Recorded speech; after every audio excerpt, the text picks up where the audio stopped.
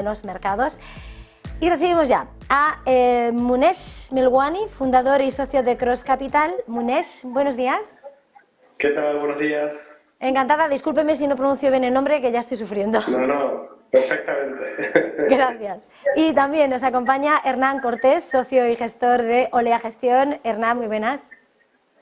Hola, buenos días, Eva. Bueno, arrancamos este tiempo de tertulia. Yo creo que inevitablemente tenemos que hacerlo mirando a lo que ha sido el dato de día y ese respiro que ha dado la inflación en la eurozona, y quería preguntaros cuál es la lectura que hacéis del mismo, porque desde luego por parte de Guindos y de Lagarde no parece tan convincente como lo que hemos recibido. Munesh, ¿qué le parece?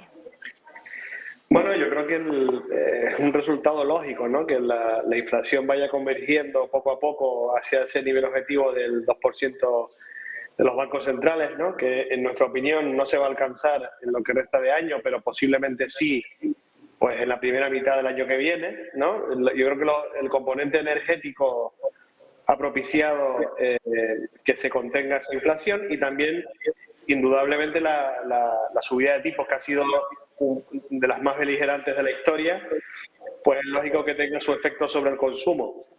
Hasta hay que añadir el efecto base, ¿no? Que es importante por los niveles que partíamos del año pasado, y como se mide en términos interanuales, pues es lógico que caiga hacia estos niveles del 6%, ¿no? Hernán, ¿cómo ve esa evolución de los precios y esa relajación, sobre todo si miramos a la subyacente? Bueno, de acuerdo con lo de Munesh, y por ser concretos, es que el impacto en la energía está siendo brutal. O sea, el gas, el precio del gas en Europa, en lo que va de año, está cayendo un 60-65%.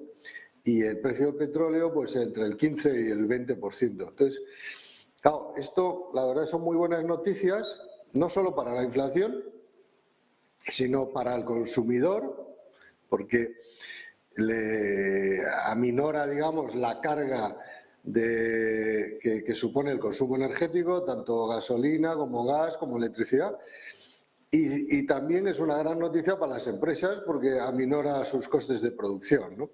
Entonces, yo creo que está siendo una relativa sorpresa, pues se auguraba caídas de precios en las materias primas energéticas, pero quizás no tan pronunciadas. O sea, que esto está yendo mejor de lo esperado. Y por tanto, se está viendo reflejado en la caída de la inflación, que es que este mes ha caído casi un punto, desde 7 a 6,1, la inflación europea. La subyacente pues va a otro ritmo, porque estos componentes de energía que acabo de mencionar no tienen un impacto directo en la subyacente. Indirecto sí, porque el precio, los costes de la energía al final condicionan el precio de los alimentos elaborados, de los servicios, de los bienes industriales, de los bienes de equipo, pero no en un efecto directo. Entonces, bueno, la subyacente irá, ese impacto de la inflación de la energía irá traduciéndose en menor inflación subyacente, pero a otro ritmo, porque el impacto no es directo, que es indirecto. Pero bueno, en cualquier caso, satisfactorio el dato, ¿no? 5,3 versus 5,6 del mes anterior. Bueno, sabiendo que las inflaciones subyacentes ni suben ni bajan tan rápido como lo hace la inflación general, yo creo que es un dato razonablemente bueno. Y bueno, nos lleva a tener unas expectativas más favorables. Por lo menos nosotros lo vemos mejor que, sinceramente, que hace un par de meses o 3. Seguimos todavía sin ver caídas significativas en la subyacente de aquí a final de año, pero bueno, ya empezamos a pensar que durante el 2024 sí podríamos alcanzar niveles cercanos al objetivo de los bancos centrales, ¿no?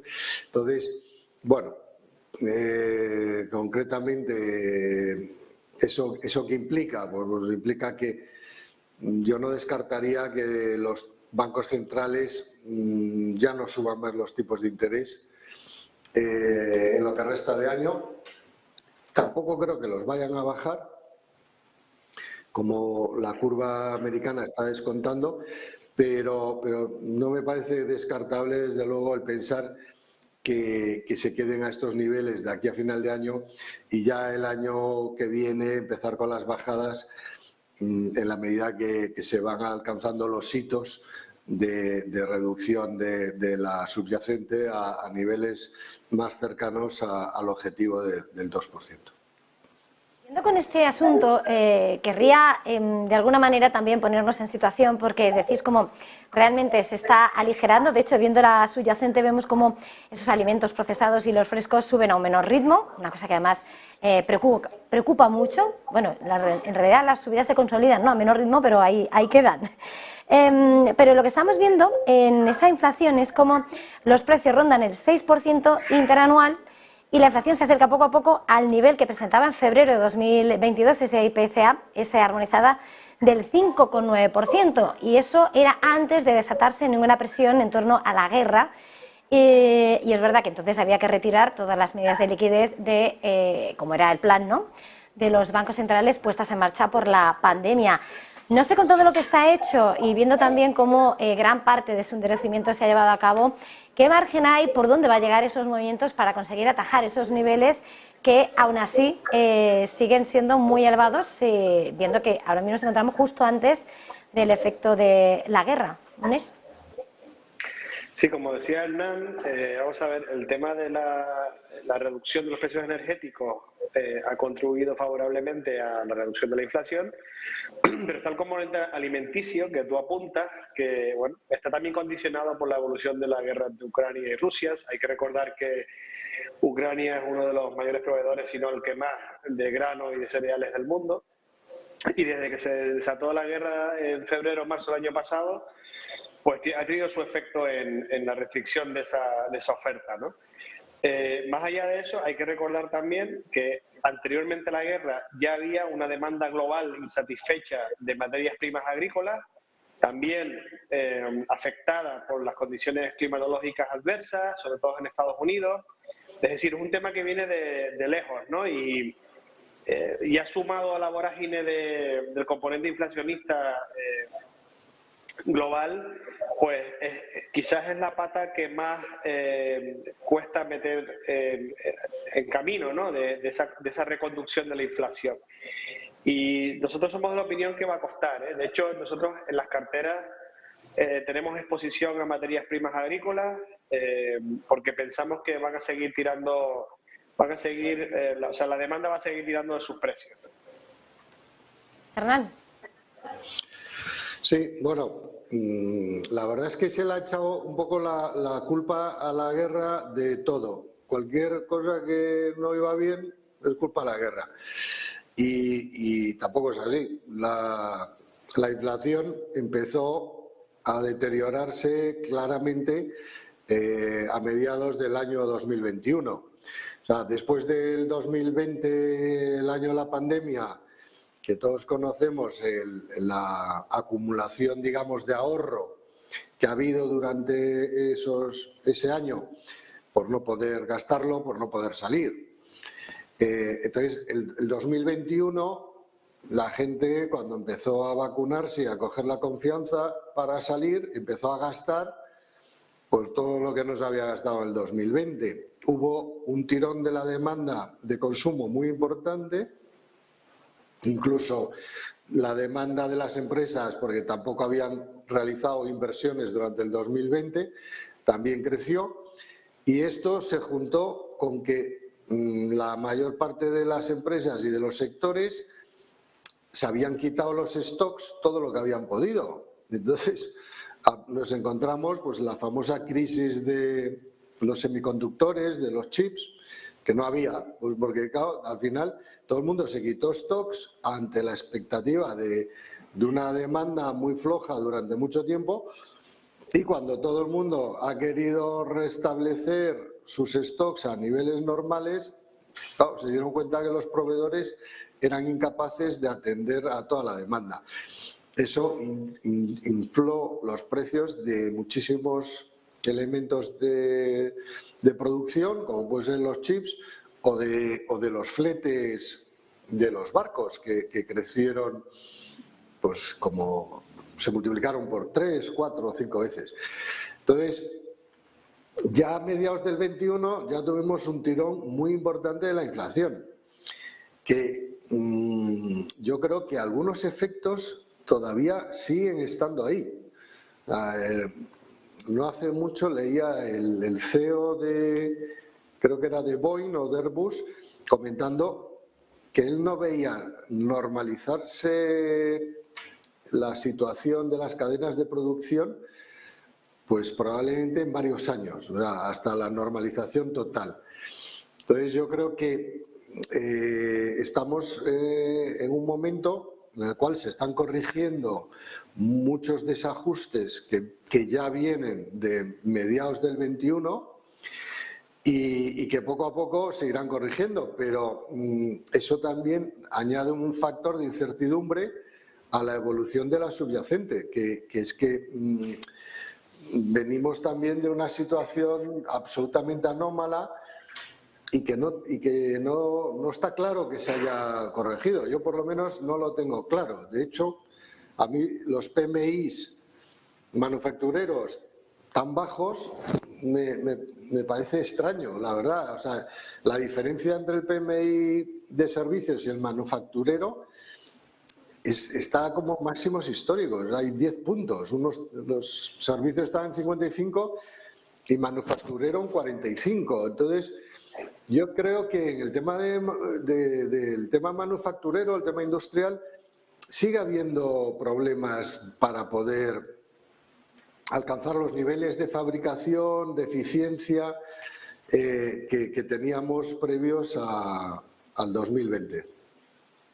Por todo esto que estás poniendo sobre la mesa, y además me sacas a colación, Hernán, los PMI, más allá de lo que hemos conocido en Europa, ese sector manufacturero un poco enclenque en estos momentos, nos ha de mirar a un dato que hoy se ha sorprendido en China, un dato manufacturero por encima de 50, frente a lo que decía el dato oficial de hace 2 días, que arrojaba todavía esa lectura de contracción y que parece que podría desembocar en un PIB del segundo trimestre algo mejor de lo que se esperaba. Pero claro, China no está funcionando al nivel que se esperaba a su vuelta tras esas políticas del cero COVID. ¿Qué pasa? ¿Cuál va a ser el efecto y si va a lastrar aún más la situación? Monés. Bueno, China yo creo que está en otra dinámica, ¿no? O sea, en tanto política monetaria como en crecimiento. Y como bien dices, 2 años de cierre con política COVID cero tiene sus efectos. Esos desajustes que mencionaba Hernán antes, que el mundo occidental no se han corregido todavía, pues imagínate en China con 2 años de cierre, ¿no? O sea, estamos hablando de la segunda potencia mundial, que ya en el primer trimestre registró un crecimiento notable del 4,5% en términos de PIB, y en nuestra opinión pues puede mejorar, ¿no?, conforme se siga reaperturando esa economía y siga consumiendo la población china, porque hay que recordar que China viene de una transformación, digamos, de modelo de país, que viene desde hace más de, diría yo, 15 años, transformándose desde una industria que antes producía bienes a una industria digamos, ha migrado del sector de producción industrial al sector servicios, ¿no? Y pues China se ha convertido en proveedor de servicios para el resto del mundo, y es un cambio notable, es un cambio estratégico, y creo que va a seguir haciéndolo bien y va a seguir teniendo el peso que ya tiene en el mundo, ¿no? Y no me sorprendería para nada que mejore, como decía, el PIB en los trimestres venideros. Hernán, ¿cuál es tu visión, la situación y el impacto de China en su vuelta? Bueno, nosotros en China la verdad tenemos una opinión muy separada del consenso del mercado. O sea, estamos tremendamente negativos y la verdad es que el tiempo nos está dando la razón. Y básicamente porque el problema de China es que la crisis inmobiliaria que afloró en septiembre del 21 sigue sin resolverse. O sea, en China han tenido una burbuja inmobiliaria y los precios todavía no se han purgado. Entonces, hasta que los precios, y nosotros aquí en España de eso ya tenemos hecho un cursillo, porque nos lo sabemos muy bien, que hasta que no bajen los precios, yo diría que un 30 o un 40%, no se va a reactivar de nuevo la demanda de viviendas. Y con el agravante de que en China es el tercer país del mundo con más propietarios, creo que el ratio me parece que está en el orden del 85% de la población es propietaria de al menos una vivienda. Los datos de burbuja, pues me parece que era 10 o 12 veces, una vivienda media era 12 veces el salario anual medio, cosa que en España no llegó a 9, si no recuerdo mal, en la época de la burbuja. Entonces, todos los componentes de la burbuja están ahí y los precios no se han purgado. Claro, cuando los precios inmobiliarios suben, sube la inversión y sube el consumo, porque la gente compra más viviendas y tiene la ilusión de ser más rico. Y al tener esa ilusión de ser más rico, consume más. ¿Qué pasa? Cuando los precios caen, pues todo lo contrario. La inversión cae porque nadie quiere comprar una casa cuando piensa que los precios van a caer, como es lógico. Y el consumo también se contrae porque la gente pasa de tener una ilusión de ser más rico a una realidad de ser más pobre. Entonces, yo creo que no sé, veo al mercado pasando muy por encima de este tema y a mí me parece el tema crucial y veo que no me estoy equivocando. Y síntomas, claro, como ellos no cuentan la verdad, pues no sabes lo de los precios inmobiliarios, no tienes ni idea, pues está todo maquillado. Pero hay cosas que son inequívocas de que ahí pasa algo. Por ejemplo, el IPC de China, que está al 1%. Pero ¿cómo va a haber una demanda interna pujante con un IPC del 1% en un entorno internacional de inflaciones del 4, 5 y 6% en todos los países? Ahí pasa algo. Está claro que el dato IPC es sintomático de que ahí pasa algo y no lo están contando. Y nosotros pensamos que es eso. O sea, decirte, y hasta que no resuelva el tema inmobiliario, la economía china no va a crecer con fuerza y se irán pues capeando el problema. Pues, la gente está pensando ya, bueno, el último dato de crecimiento es el 4 y pico, pero es interanual. Yo creo que eso va a ir a peor. O sea, yo veo que desde luego las previsiones de crecimiento del 5 o 6% que tienen la mayor parte de las casas, pues no se van a cumplir seguro.